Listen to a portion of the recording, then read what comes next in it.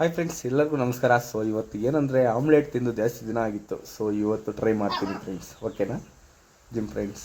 ನೋಡಿ gym friends, ಇದು ನನ್ನ ಮೊಟ್ಟೆ ಬಾಕ್ಸ್. ಇನ್ನೂ ಒಂದು 150 ಮೊಟ್ಟೆ ಇದೆ.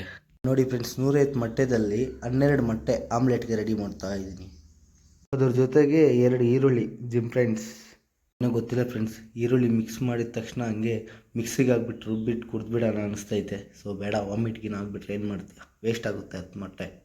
ನೋಡಿ ಫ್ರೆಂಡ್ಸ್, ಲೈಟಾಗಿ ಉಪ್ಪು, ಲೈಟಾಗಿ ಖಾರದ ಪುಡಿ ಫ್ರೆಂಡ್ಸ್, ಮತ್ತು ಲೈಟಾಗಿ ಅರಿಶಿನ ಪುಡಿ ಫ್ರೆಂಡ್ಸ್. ಅರಿಶಿನ ಪುಡಿ ಆಮ್ಲೆಟ್ಗೆ ಹಾಕಬೇಕೋ ಏನೋ ಗೊತ್ತಿಲ್ಲ, ಸೊ ನಾನು ಹಾಕ್ತಾಯಿದ್ದೀನಿ. ಧನಿಯಾ ಮಸಾಲೆ ಕೂಡ ಹಾಕ್ತಾಯಿದ್ದೀನಿ ಫ್ರೆಂಡ್ಸ್. ಚಿಕನ್ ಮಸಾಲೆ ಕೂಡ ಸ್ವಲ್ಪ ಹಾಕ್ತಾಯಿದ್ದೀನಿ. ನೀಟಾಗಿ ಈ ಥರ ಮಿಕ್ಸ್ ಮಾಡಬೇಕು ಬ್ರೋ.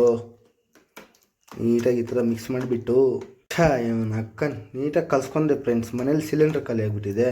ನಮ್ಮನ್ ಸಿಲಿಂಡ್ರ್ ಖಾಲಿ ಆಗಿತ್ತು ಫ್ರೆಂಡ್ಸ್. ಸೊ ಕಾಸು ಕೂಡ ಇದ್ದಿಲ್ಲ. ಸೊ ಒಂದೇ ಸಲ ಹಾಕ್ತಾಯಿದ್ದೀನಿ, ಲೇಟ್ ಬೇರೆ ಆಗೋಯ್ತು. ಇದೇನಾದರೂ ಹೆಂಗಾದರೂ ಬರಲಿ,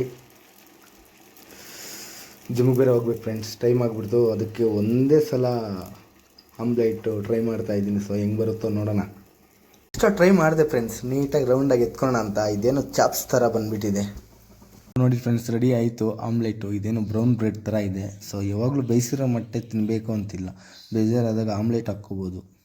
ಓಕೆನಾ ಫ್ರೆಂಡ್ಸ್?